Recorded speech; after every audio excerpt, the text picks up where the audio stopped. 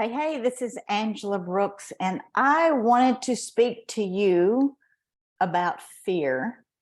Overcoming the paralyzing fear of failure is my latest blog post. And I wasn't going to do a podcast today, but after having two conversations today, I thought this would be a perfect topic to add to the podcast. If you are not following me over on angelabrook.com, you'll find the podcast there. You'll find lots of blog posts about business. But this one is just something that hit me personally, and I wanted to bring that to the table. I have been in the network marketing space for over a decade. And, the fear of failure is paralyzing to so many people that even the simplest action steps, they cannot do them. And I Googled what is the fear of failure, what is paralyzing the fear of failure. And it's an extreme fear of failure. Someone with this condition may procrastinate or avoid situations where they don't feel like they're going to be ultimately successful. And success, whatever that looks like to you, is different to so many people. Some people might want to make $1 million a year. Some might just want to make $1,000 a month. How about 500? Literally when I started, I was a single mom and I just wanted to cover the extras. I had a little boy who was growing so fast, and we were constantly shopping at the Side Road Boutique, which is what I called it. It was simply yard sales in the really nice neighborhoods, because you could get really nice name brand clothes in excellent shape in those places. And somebody would always ask me, where do you buy his clothes? You always dress him so cute. And it's like, yeah, I'm at the Side Road Boutique. So I understand what it's like to feel that fear of failure. Because when I started, I'm like, I had no clue whatsoever. And I was going to these hotel meetings. Yep, that was before the internet and before cell phones. I think I might have had a flip phone back then. And you only had like 20 hours of minutes or something a month. It was as low as package as I could get because I had a child. I was on the road and I wanted to have communication. That was what we had back then, back in the day. So this week, March 20th, I turned 57 years old. Turning age numbers has never affected me. In January, my husband turned 61. February, my youngest son turned 19, and my oldest son is 26. So time is wailing by it, and it's not waiting for us to make a decision. It's going by clickety click, whether we want it to or not. My husband and I love to sit and watch the Travel Channel and the what's the other one where it shows a lot of just different places. I can't say the word right now. I can say it, but I can't say it. Anyway, this particular day was watching the Travel Channel, dreaming and talking about places that we want to go see someday. And I was like, we was always waiting for the boys to get bigger. We was always waiting for the checkbook to look better. We were always waiting to do something, later.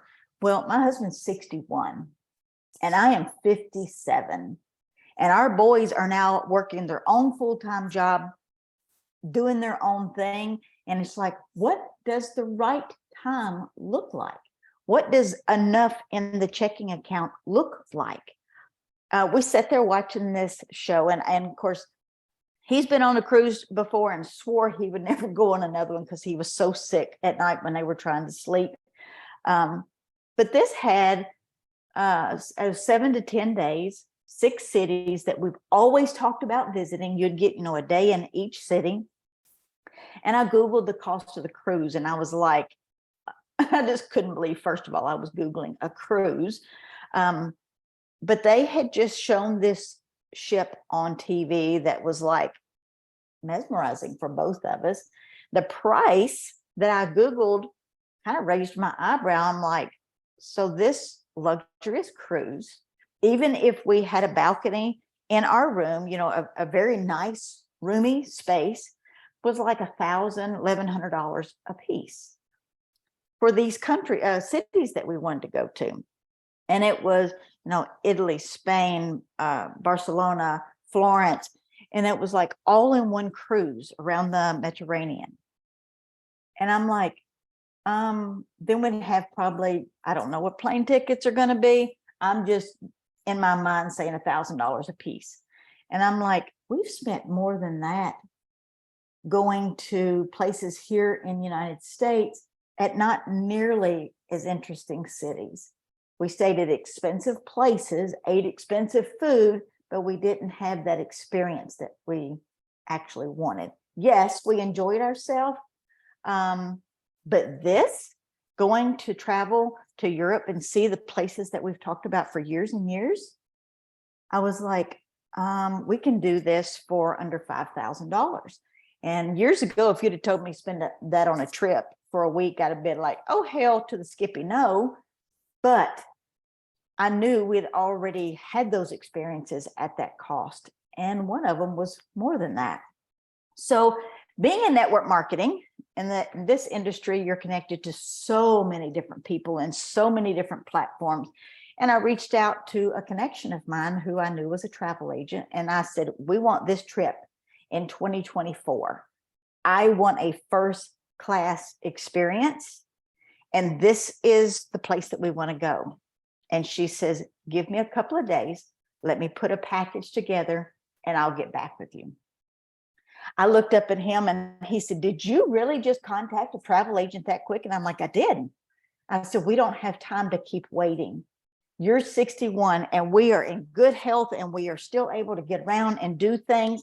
And I said, we need to do this now. We need to do these trips that we've talked about for years, every single year for now on. And he said, yes, we do. So I am a Dave Ramsey get out of debt person. I have followed Dave for years, and that's how we got our finances into the shape that it is in. We're very blessed, very grateful. I went and got my envelope like I do for every single trip. I put at the top of the envelope my goal for what I wanted to go in this envelope. Hotel, travel aid, all the things. I listed out what I needed the money for. I put a date, September 2024. And I contacted the travel agent, and I looked at him and I said, and so it's done. The money will show up. The perfect package will be set up for us. And we're going to have a fantastic time. So we both were super excited. Life is not waiting for me. It is clicking. And it's like, okay, I have a limited time on this earth, and I want to be able to do the things that we've dreamed of, because that's what I got into a business for, is to take care of my family and to have experiences. We have no intentions of selling our farm. It will be paid off this year, and we're super excited about that. So scheduling a trip just made sense. So the next day, I get up and I have a wave of panic wash over me, because the last time that I was in two of these cities, Florence and Rome, back in 1983, which was 40 years ago, 40 freaking years ago. How in the hell has 40 years gone by since I was there? I was so broke. I could barely enjoy the sights because I was watching people sit at these tables and drink their Italian wine and have these lovely little dinners out with their white tablecloth, walking around the city of dreamers. And I wanted that experience in the city of art. I've been to Pisa, I've been to Rome, I've been to Florence, I've been to so many elegant places in Europe, but I was so broke that I only got to see them at the bottom level. I could say I was there, but that was about it. And so we stayed in what they called a villa back then. I don't know, I think they still call them villas, with a local family. We did not know these people. I don't even remember how we found this place to stay. It was $100 for 2 days. It was a bed in somebody's bedroom with one bathroom for the house. I don't remember how many people were there. I just remember my husband and I going, not my current husband, my previous husband and I going to the bathroom and taking a shower at the same time because it was a public bathroom. And so I would jump in the shower and get dressed. And then he would, I would get out and make sure nobody came in the door because I don't think it had freaking locks on it, which it was weird. But anyway, here we are in there getting ready, and the next family pops the door open, and there we are standing in our birthday suits. And I was like, holy shit, what kind of, oh my God.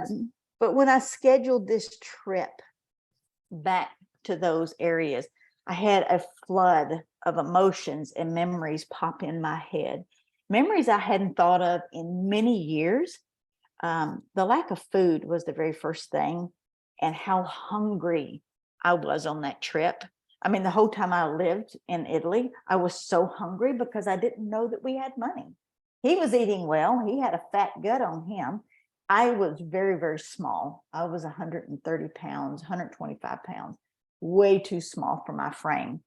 But the lack of money and going inside some of those places, it just brought back so many memories. We walked the streets of beautiful places, but I only got to see it from the outside. I wanted to go inside. I wanted the next level experience. And I've always kept that in my head. And so I've always talked about going back to those places to experience that at this age, at this level in my life. The fear of repeating those emotions paralyzed me for about 30 minutes.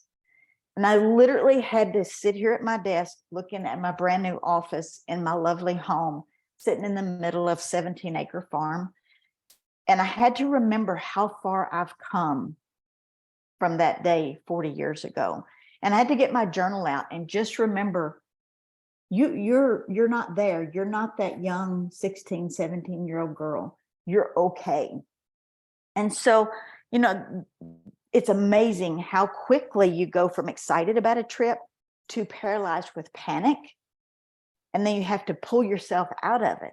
I have the skill. I've got the knowledge. I have the business. I'm in a better place and I'm having better experiences. Many things have come to me because of this business. Those memories motivated me to keep moving forward and generate more new experiences. And they all don't have to be, first class. They just have to be bigger and better than they were before. That is just my goal.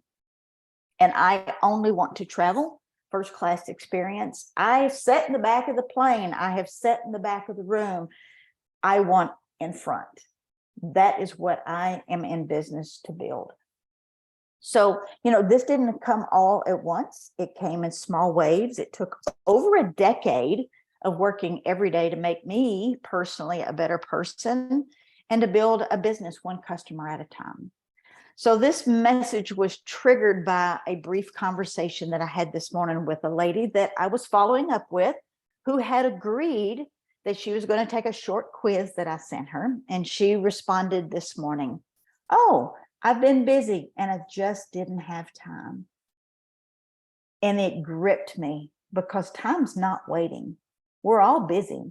Life does not wait for you to get the perfect situation. There's never, ever going to be the right time, the right moment, the right year, the right month. None of that will be the perfect time. So sometimes my memories, because of where I'm from, want better for someone else more than they want for themselves. And that is something I also have to remember. It's like, she didn't have, and I mean, it's literally less than 5 minutes to fill out this survey. It's click, click, click, put in your name and email. And if she doesn't have less than 5 minutes to build her future, she's not going to see the value of building her own future. And I can't make her see that. I can't do that for her. I don't want anyone to be as hungry as I was back 40 years ago. I was hungry for food and experiences and change. And when you don't know what you don't know, you can't miss it.